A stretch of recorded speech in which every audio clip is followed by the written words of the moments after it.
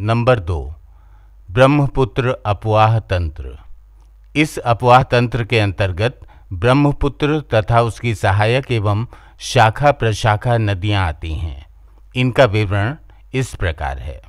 ब्रह्मपुत्र नदी, ये नदी तिब्बत में कैलाश पर्वत के दक्षिण पूरब में करीब 100 किलोमीटर की दूरी पर स्थित चेमायुंगडुंग ग्लेशियर से निकलती है, किंतु नए अध्ययनों के अनुसार इस नदी का उद्गम स्थल तिब्बत के बुरांग काउंटी स्थित आंग्सी ग्लेशियर है। यहाँ से ये नदी निकलकर उच्च हिमालय के उत्तर में इसी के समानांतर ट्रांस हिमालय के पर्वतपदीय क्षेत्र में तिब्बत में सांगपो नाम से पश्चिम से पूरब दिशा की ओर प्रवाहित होती हुई अरुणाचल प्रदेश के उत्तरी छोर पर आकर नामचा बरवा चोटी को पार कर वृहद हिमालय को काटकर कोरबा गार्ज का निर्माण करती हुई अरुणाचल प्रदेश में प्रवेश करती है। यहाँ इसे दिहांग या सियांग कहा जाता है। इसी के नाम पर अरुणाचल के पूर्वी एवं पश्चिमी जिलों का नामकरण जैसे ईस्ट सियांग, वेस्ट सियांग एवं अपर सियांग किया गया है। यहाँ से ये असम की धुबरी तक 720 किलोमीटर की लंबाई में अपने पूर्व की विपरीत दिशा अर्थात पूरब से पश्चिम की ओर दिहांग नाम से प्रवाहित होती है। दुबरी के पास ये दक्षिण दिशा की ओर मुड़ती है और बांग्लादेश में प्रवेश करती है। बांग्लादेश में ये गंगा नदी से मिलकर और फिर अनेक शाखाओं प्रशाखाओं में विभक्त होकर दक्षिण की ओर प्रवाहित होती हुई बंगाल की खाड़ी में विलीन होती है। अपने मुहाने पर ये विश्व का सबसे बड़ा डेल्टा बनाती है, जिसे सुंदरवन का डेल्टा कहते हैं। इस नदी की लंबाई लगभग 2900 किलोमीटर है। NCERT के आधार पर ये सिंधु से ज़्यादा लंबी नदी है, अर्थात भारत की सीमा से प्रवाहित होने वाली सबसे लंबी नदी है।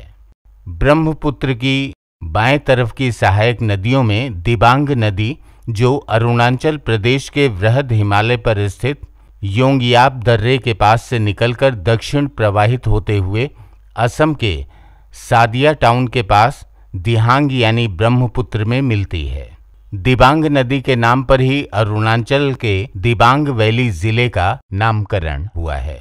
दिबांग नदी की तरफ से ही नामचा बरवा चोटी के पूरब से उद्गमित होकर लोहित नदी डू दर्रे से पार होकर अरुणाचल में प्रवेश कर आसाम के तिनसुकिया जिले में दिहांग यानी ब्रह्मपुत्र में बाईं तरफ मिल जाती है। इसके बाद नागा पहाड़ियों से निकलने वाली धनश्री नदी ब्रह्मपुत्र में मिलती है। फिर कपिली नदी आकर ब्रह्मपुत्र में मिलती है। ब्रह्मपुत्र के दाएं तरफ से मिलने वाली नदियों में सुबनसिरी नामक नदी वृहद हिमालय से निकलकर ऊपरी तथा निचले सुबनसिरी जिलों में बहती हुई दिहांग यानी ब्रह्मपुत्र के दाएं तरफ माजुली नदी द्वीप के पास मिल जाती है। इसके बाद कमेंग नदी तिब्बत से उद्गमित होकर वृहद हिमालय के टुलुंग ला दर्रे के पास से निकलकर अरुणाचल के पश्चिम एवं पूर्वी कमेंग जिले के बीच से प्रवाहित होते हुए आसाम में ब्रह्मपुत्र से मिल जाती है। इसके बाद तिब्बत से निकलकर मानस नदी ब्रह्मपुत्र में मिलती है।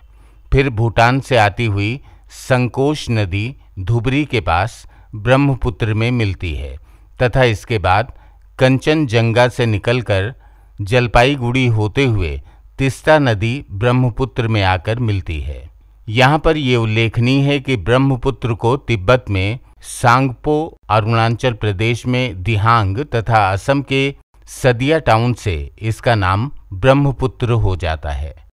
बांग्लादेश में प्रवेश करने के बाद इसका नाम जमुना हो जाता है और यह यानी जमुना जब बांग्लादेश में आ रही गंगा, जिसका यहाँ पर नाम पद्मा होता है, से मिलती है और दोनों की संयुक्त धारा पद्मा के नाम से प्रवाहित होते हुए मणिपुर की पहाड़ियों से उद्गमित होकर चांदपुर के पास से आ रही बराक नदी से मिलती है और अब यहाँ से आगे ये मेघना के नाम से प्रवाहित होते हुए विभिन्न धाराओं में बट जाती है तथा विश्व प्रसिद्ध सुंदरवन का डेल्टा बनाते हुए बंगाल की खाड़ी में विलीन हो जाती है।